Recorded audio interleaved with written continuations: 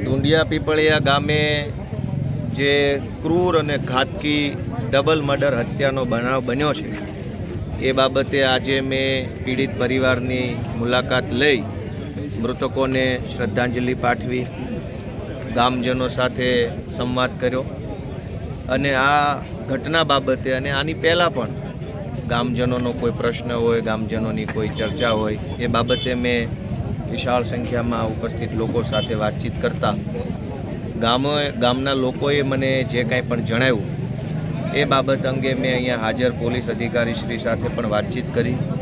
શું તપાસ ચાલે છે, કેવા પ્રકારની તપાસ થઈ રહી છે, એ તપાસમાં શું દમ છે, એ બધી જ ચર્ચા ગામની હાજરીમાં કરી છે. પણ અત્યંત દુઃખનો વિષય એ છે કે ખૂન એક વૃદ્ધ પુરુષ અને એક વૃદ્ધ મહિલાનું ખૂન નથી થયું.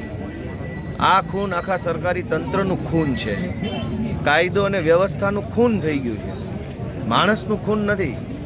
આટલી મોટી સરકાર, આટલું બધું પોલીસ તંત્ર, SP, DYSP, PI, PSI, ASI, D staff, LCB, SOG, આટલું બધી વ્યવસ્થા ઊભી કર્યા પછી પણ જો કોઈ માણસ ખૂન કરી નાખે એટલી મોટી હિંમત થઈ જતી હોય તો આ આખી વ્યવસ્થાની જ ખૂન થઈ ગયું કહેવાય.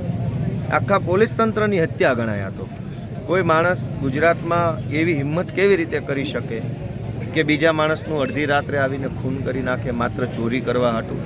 એટલે આ બહુ ગંભીર બાબત છે. કાયદો અને વ્યવસ્થા મતલબ હવે આમાં બિહારની ચર્ચા જ ક્યાં કરવાની રહી? વર્ષો પહેલાં એવું કહેવાતું કે યુપી બિહારમાં આવું થાય છે, તેવું થાય છે.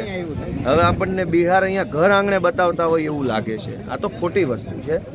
આ બાબતે ગામજનોની અંદર ખૂબ જ આક્રોશ છે. લોકો ભયમાં છે કે એક ઘરે ઘટના બની છે, કાલે બીજા ઘરે બનશે. આ તો ડર ફેલાઈ ગયો. તો ડરના માહોલમાં જીવવું કેમ, કામે કેમ જવું? નાના બાળકો હોય, દીકરા દીકરીઓ હોય, વડીલો હોય, એ બધા લોકોમાં અંદર એક આક્રોશ અને ભય છે.